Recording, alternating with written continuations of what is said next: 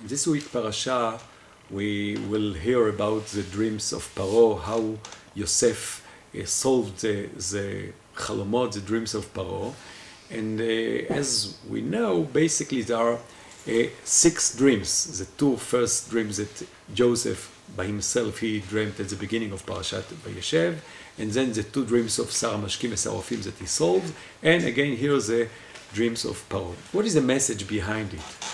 I think that, as we know, there are many opinions about how to relate to dreams. And in the Tanakh, we can find on one hand, one side, dreams as a way that Hashem spoke to the prophets. On the other hand, we know that there are psukim in the Tanakh that spoke about Chalomot Shav Yedaberu. There is nothing really in Chalomot. And as Chazal said in Perek Tshei, in Masechet Brachot, Kol HaChalomot Holchim Achar HaPeh. Actually, the dreams, you decide about the dream if it will be good or bad. It means that you don't have to take it too seriously, because at the end of the day it depended on you.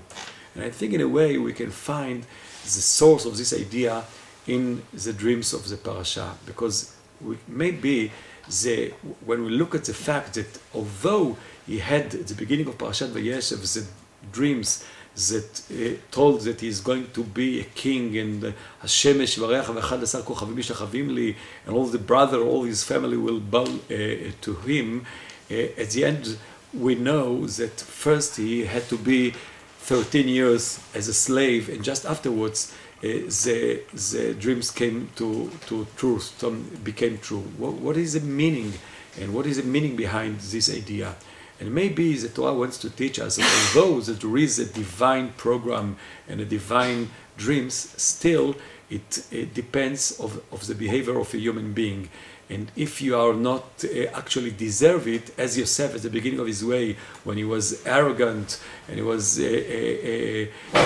wasn't moral sensitive to his brothers, when he heavy diba about them, he spoke about them, and he was arrogant when he told the dreams, and therefore he had to go through a process of being slave at the beginning, being humble, and just after he did his tshuva, just then he came to the privilege that his dreams will be fulfilled.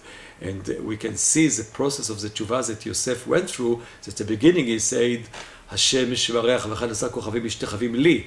It means that he saw himself as God. Then afterwards, the second stage, when he said to the Sarah Mashkim and Seraphim, Le'elokim pitronim sapruna li, he recognized that Hashem, he is the one that will solve the dreams.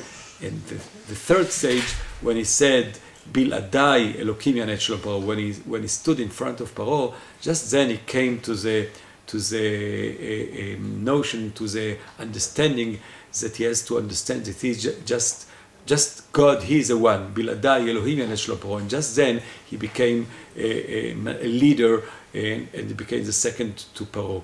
So in order to teach us this idea that although there is a divine program and the divine dreams, still depend on the behavior of human being.